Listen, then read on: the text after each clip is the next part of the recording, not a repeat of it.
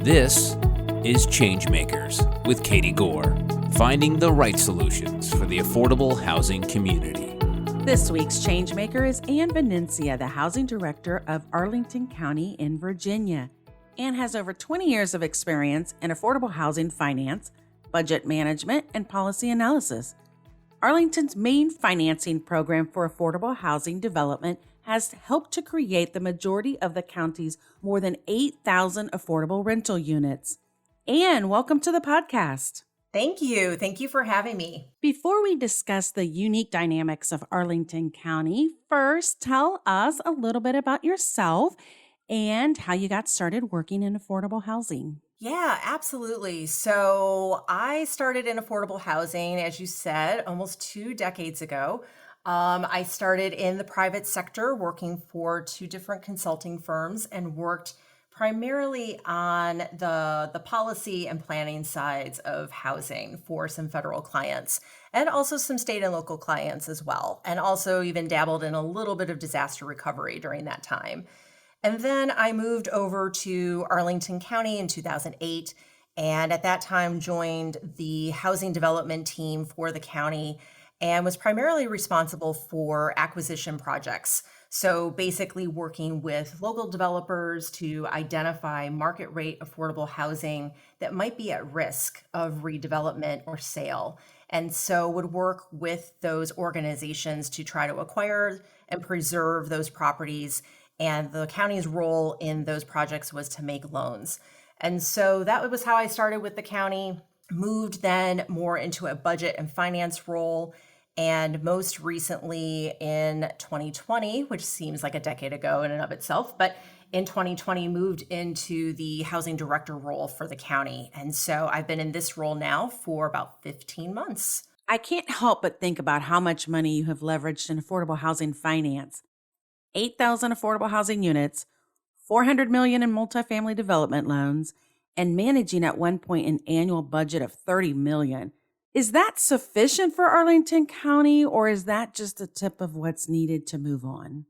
Yeah, so basically, Arlington's a little unique because we, unlike a lot of our jurisdictions, we don't have a housing authority to own and operate affordable housing. And so it forces us to be very creative in terms of how we increase our supply in Arlington, and the annual appropriations that the county board puts towards housing development and preservation in particular has historically been very generous. The appropriation amount for fiscal year 2022, which started July 1st, is $16.9 million in local money alone to make new affordable housing loans for, again, preservation and new development projects.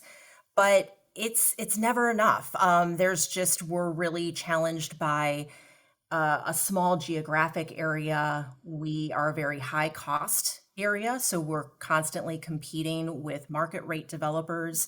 So again, using partnerships creatively, using our loan funds to try to leverage as many private and other resources as we can, really trying to make these funds and our tools go as far as possible. So let me take one step back for our listeners who may not know.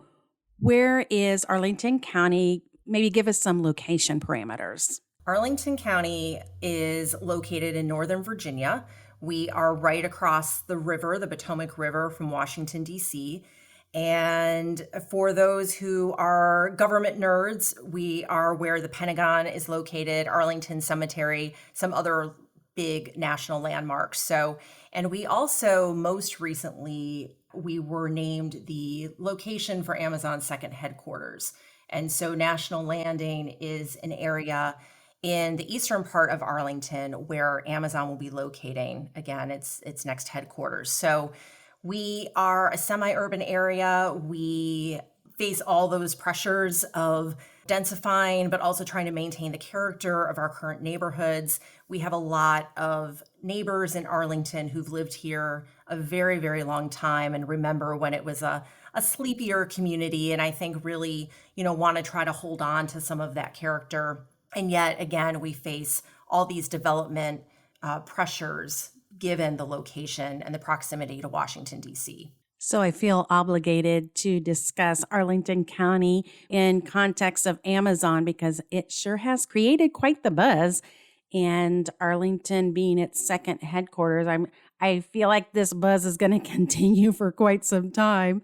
Maybe how does this location, in this headquarters, how does this interact with what you're trying to do with affordable housing? Does it complicate it? Does it enhance it? Maybe give us a picture of what's going on.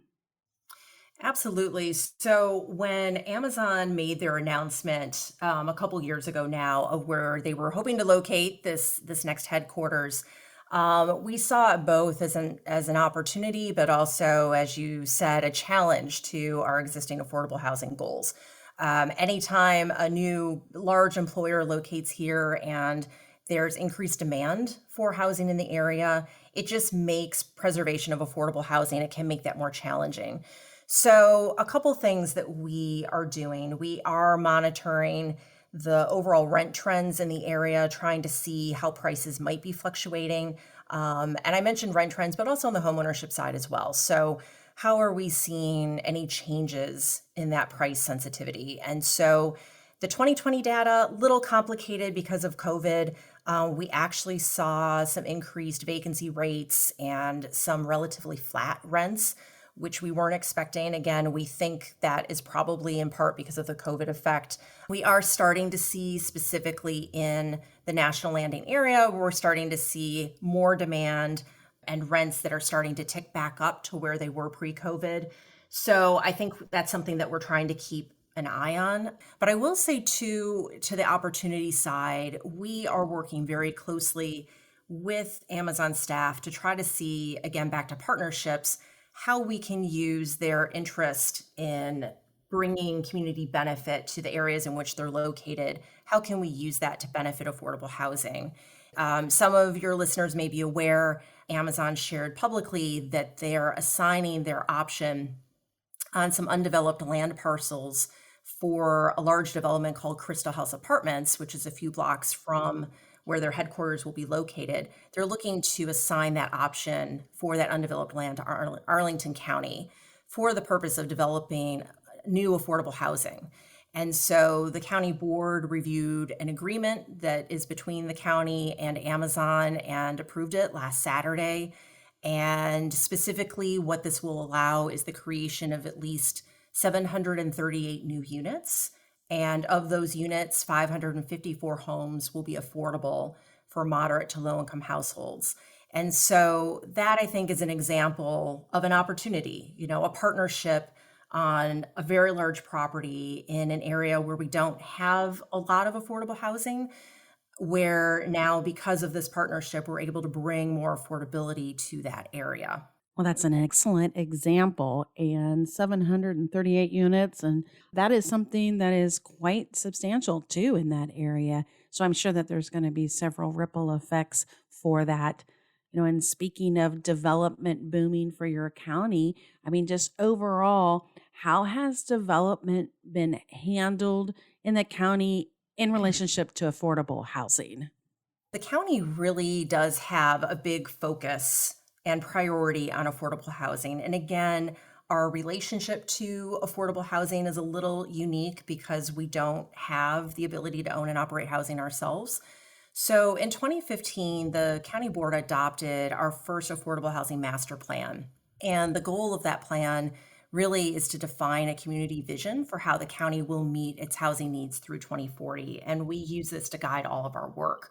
And so, specifically to your question of how do we help bring about supply, and how do we help enable affordable housing in the community, the supply goal of that plan really is focused on how we can bring more rental housing and also ownership housing to the county. And so the main mechanism we use to do that is, again, as a lender. And I mentioned that a few minutes ago as well. So while we can't own and operate housing ourselves, we provide gap financing to developers to help make projects feasible using county loan funds. And specifically, we use our local Affordable Housing Investment Fund, or AHIF. And that has been our main mechanism for bringing about affordability of our portfolio, which now is over 8,000 units, which is great. And so we identify projects through an annual competitive notice of funding availability. And that allows us to evaluate specifically how projects respond to the various elements of our affordable housing policy. And also looking at factors such as project readiness and the overall financing structure.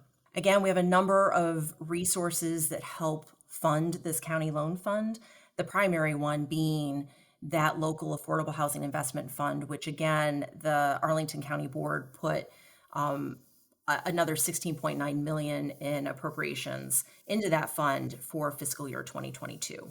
Is that the county's largest source of funding for affordable housing, or is that, one of many tools like tax credit that developers have access to? For our local source, AHEF definitely is the biggest contributor to our affordable housing units that do come online. Tax credit equity also continues to be a really large source.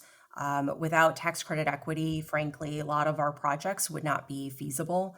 And in most recent years, many of the projects that have come forward in Arlington are hybrid 9% and 4% tax credit deals.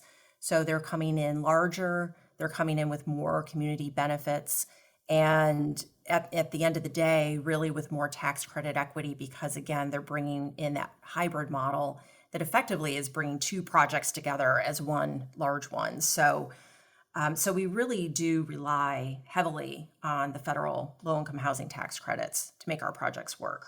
Got it. Well, stand by, Anne. We have to stop right here. But coming up in the second part of my chat with ChangeMaker Anne Venezia, the housing director of Arlington County in Virginia, Anne talks about what her team hopes to learn from their latest housing study. Our missing middle housing study is exploring how new housing types, so it could be townhomes, duplexes, triplexes, and other types of, we'll say, less traditional uses in Arlington, how those could help address our shortfall in housing supply and also really gaps in housing choices by being allowed in more areas of Arlington. Thanks for listening to Changemakers with Katie Gore. To find out more about Katie, go to quadel.com. That's QUADEL.com. This has been a production of Forbes Books Radio.